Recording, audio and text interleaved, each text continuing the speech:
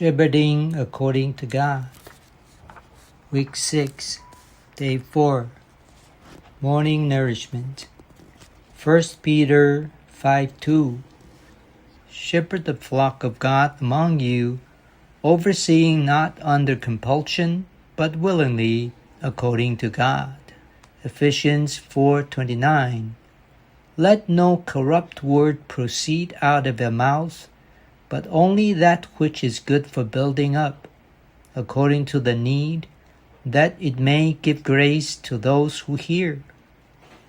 In his first epistle, Peter speaks of Christ being the shepherd and overseer of our soul, our inner being and real person.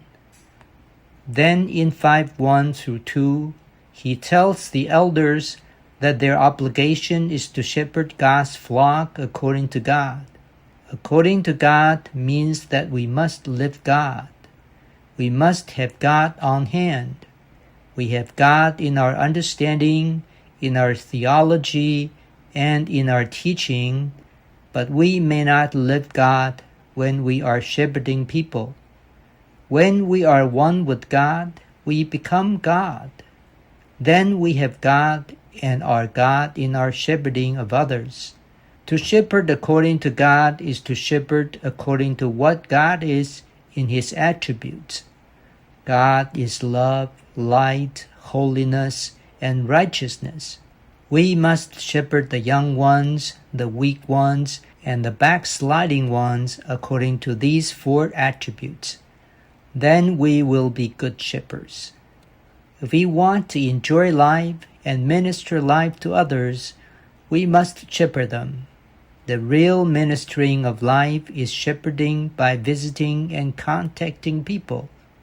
Today's reading. Years ago, I thought that the overseeing was to observe who is wrong and who is right, who is doing well and who is doing poorly. Later, I came to realize that to oversee is mainly a matter of overseeing the need. A shepherd's oversight is related to protecting the flock, leading the flock, and feeding the flock. As Peter says, the elders should oversee willingly according to God. To oversee according to God means according to God's nature, desire, way, and glory, not according to man's preference, interest, and purpose.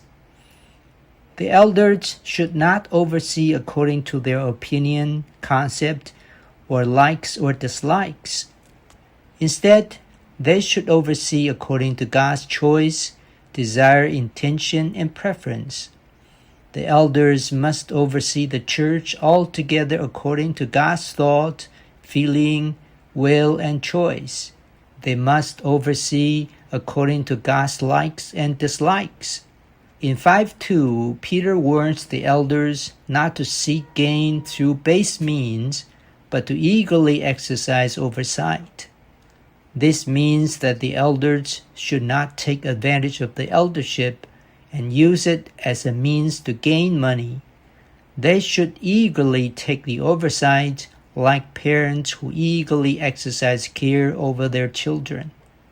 How much we can help these members who have a peculiar, stubborn disposition depends on how much our own disposition has been dealt with.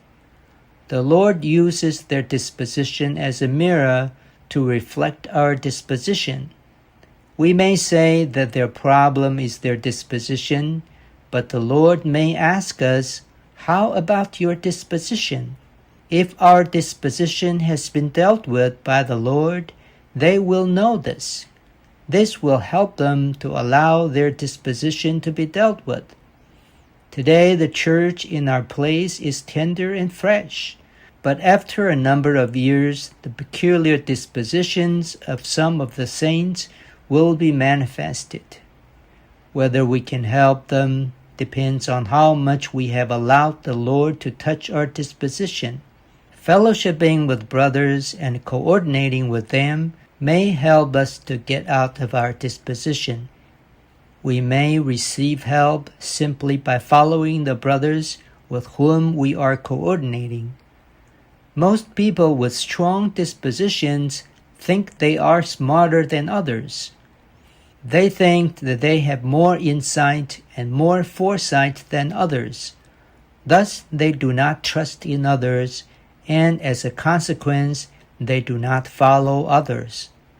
This kind of person may be helped by simply following others.